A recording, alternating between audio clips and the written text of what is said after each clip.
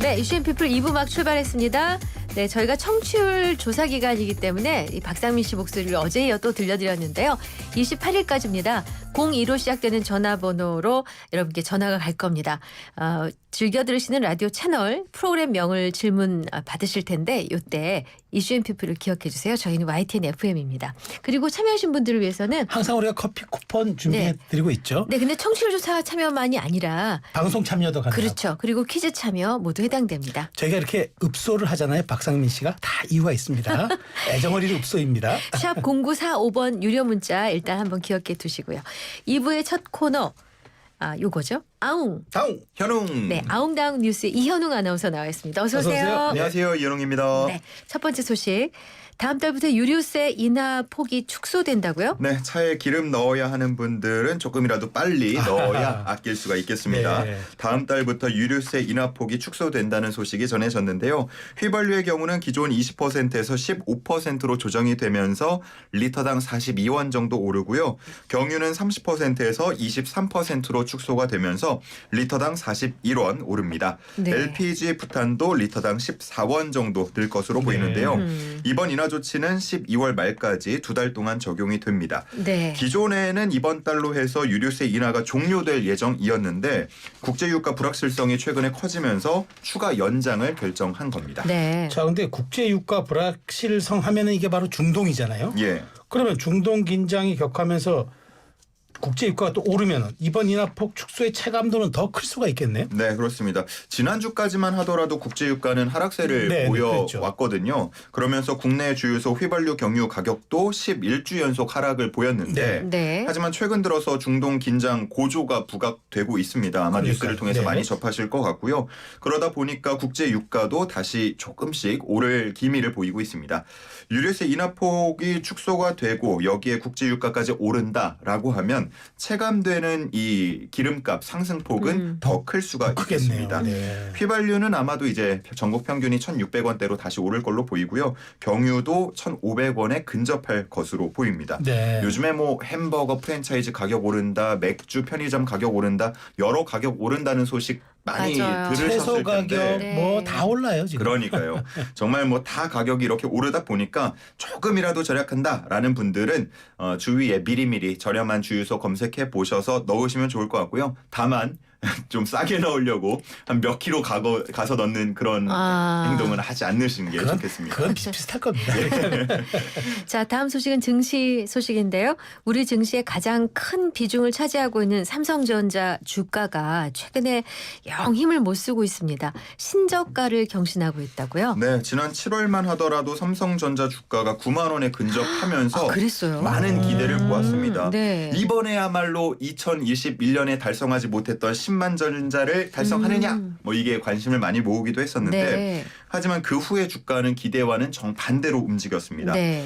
기다리고 있었던 엔비디아의 품질 검사 통과 소식이 계속해서 전해지지 않았고 네. 뭐 여러 위기설도 나오면서 주가가 5만 원대까지 뚝 떨어진 건데요. 네. 네. 최근에는 심지어는 52주 신저가까지 경신하고 아이고, 있습니다. 예. 오늘 장 초반만 하더라도 57,100원까지 떨어지면서 또 한 번 신저가를 경신했는데 네. 다행이라고 한다면 지금은 약 3% 정도의 상승을 보이면서 아만 59,000원대 주가 아하. 지금 움직이고 있습니다. 네. 하지만 우려는 계속 이어지고 있는 게 아무래도 외국인 투자자들의 순매도가 이어지고 있다라는 점일 겁니다. 네네. 지금 역대 최장기간 순매도 기록이 이어지고 있거든요. 만약 네. 오늘까지도 순매도로 끝난다? 그러면 31일 1거래일 연속입니다. 한 달이면 한 달. 네. 자, 이렇게 외국인 투자자들은 손을 빼고 있는데 그러다 보니까 개인 투자자들은 이거 어떻게 해야 되나 이래야 되나 저래야 되나 지금 굉장히 갈팡질팡할 것 같아요. 네, 네. 그렇습니다. 이번 삼성전자의 주가 하락세로 개인의 손실이 커지고 있다는 게 아무래도 전문가들의 분석인데 발표마다 조금씩 차이는 있습니다만 개인 투자자들의 평균 매수 단가가 한 6만 원대에서 7만 원대 정도로 될 걸로 보입니다. 네. 네. 그리고 한 증권사 발표를 보면 개인 투자자 중에서는 90% 이상이 손실을 보고 있다라는 내용도 있습니다. 아이고 저런. 네. 어제 포엑스에서 한 전시회 개막식이 있었는데 여기에 한종희 삼성전자 부회장이 참석을 했거든요. 네. 기자들이 당연히 이 반도체 부진 그리고 삼성전자 주가 하락에 대한 질문을 던질 수밖에 없었는데 이에 대해서 답변을 피하고 침묵을 했다고 합니다. 네네. 주가가 지금 한 6만 원 정도 되니까 9만 원까지 오르려 그러면 50% 올라야 되거든요. 네네. 그렇죠. 네, 그러니까 떨어질 때 50%와 올라갈 때 50%는 아유. 차이가 워낙 완전히 크다 보니까요. 그렇죠. 개인 투자자들의 걱정이 점점 더 쌓이는 분위기입니다. 그렇겠네요. 네. 자, 다음 소식입니다. 운전면허 기능 시험을 앞으로 전기차로 보게 된다고요? 네, 운전면허 시험장에 전기차를 배치할 수 있게 하는 내용의 도로교통법 시행규칙 일부 개정령안이 그제 심의 의결됐습니다. 앞으로 입법 예고, 법제처 심사 등을 거쳐서 연말쯤 시행될 걸로 보이는데 그렇게 되면 이르면 내년부터 전기차로 기능 시험을 보고 면허를 취득할 수도 있게 됩니다. 네. 전기차 운전자가 늘고 있고 그리고 친환경 자동차 도입을 더 늘리기 위해서라는 게 그 취지고요. 채점 기준도 그러다 보니까 손질할 수밖에 네. 없겠습니다. 예를 들어서 내연기관차의 경우에는 4,000rpm 이상으로 엔진이 회전할 때마다 5점씩 감점한다 이런 네. 항목이 있는데 전기차에는 뭐 이러한 엔진이 없기 때문에 다른 방식으로 또 보완이 될 것 네. 같습니다. 네. 지금 기존의 내연기관차로 운전면허를 취득한 분들이 전기차로 바꾸거나 네. 네. 아니면 렌트를 할 때 뭐 제주도 같은 데 가서 그렇죠. 전기차를 이용하거나 할 때 좀 네네. 어색하다, 네. 적응이 아. 어렵다라는 반응들 보이고 있는데 네네. 앞으로 기능시험에 전기차가 도입이 된다면 이런 문제는 좀 줄어들 것으로 그렇겠네요, 보입니다. 진짜. 네. 그럼 두 가지를 다 해야 된다는 거예요? 랜덤으로 출제가 된다고 합니다. 아. 자, 그런데 요즘 젊은 층 사이에서 운전면허가 꼭 필요하지 않다 이런 분위기가 있다면서요? 네, 최근에 나온 경찰청 통계를 보면요. 최근에 5년 사이에 10대와 20대의 첫 면허 취득이 급감한 것으로 나타났습니다. 네. 2019년대와 비교해서 10대에서는 18.7%, 20대는 13.2% 줄었다고 나왔는데요. 네네. 인구 감소 때문이 아니냐라는 시선도 있지만 인구 감소는 한 6, 7% 정도기 때문에 그걸 고려하더라도 유의미하게 줄었다라는 분석입니다. 네. 전문가들은 그동안의 교통정책이 영향을 미친 거 아니겠냐라고 분석하고 있는데 네. 대중교통 편의성이 높아지고 있고요. 또 공유 킥보드나 공유 자전거 네. 아무래도 10대와 20대들이 많이 활용을 하고 있다 보니까 네네. 청년층의 면허 취득 욕구가 줄었다는 분석입니다. 아. 네. 그러다 보니까 운전면허 학원들이 직격탄을 맞았는데 어머나. 최근 학원 수강생이 급감하면서 정규 강사 줄이는 추세고요. 방학 아무래도 수요가 몰리는 방학 기간에만 아르바이트 강사를 채용해서 운영하는 식으로 바꾸고 있습니다. 이건 제가 바로 산 증인인 게 예. 20대 중반인 우리 아들은 2019년에 바로 면허를 따더라고요. 어. 그런데 20살 초반인 우리 딸은 딸 생각이 없어요. 아니, 사이에. 왜냐 안 물어보니까 뭐 안 따면 어때? 맞아요. 확실히 보여주네. 그런 네. 분위기가 있는 거 사실입니다. 자, 벌써 10월 말이 하순이잖아요. 근데 이맘때면은 거리가 울긋불긋 산도 이쁘게 이 오색 단풍이 들게 마련인데 아직 여전히 초록초록한 빛이 많이 보이는 것 같아요. 네, 맞습니다. 오늘이 절기 상강이고 다음 주 금요일이면 이제 11월 1일, 11월이 네. 됩니다. 네. 상강은 서리가 내리고 나뭇잎이 물든다라는 가을의 네, 마지막 그렇죠. 절기인데 네. 거리의 풍경을 보면 아직인 듯합니다. 네. 여전히 나무들이 푸른 모습을 띠는 경우가 많기 때문인데요. 어제 기상청에서 나온 유명산 단풍 현황 자료를 보면 네. 전국의 21곳 유명산 중에 아직 단풍이 개화하지 않은 곳이 12곳에 달했습니다. 네. 네. 뭐 원인은 뭐 제가 굳이 설명을 드리지 않더라도 다 네. 잘 아실 것 같은데 네. 이례적으로 길게 이어진 폭염 때문에 나무들이 엽록소를 계속해서 생산한 영향으로 분석되고 있습니다. 네. 이게 단풍이라는 게 단순히 우리 눈을 즐겁게 하는 요소에 그치지 않는데요. 네.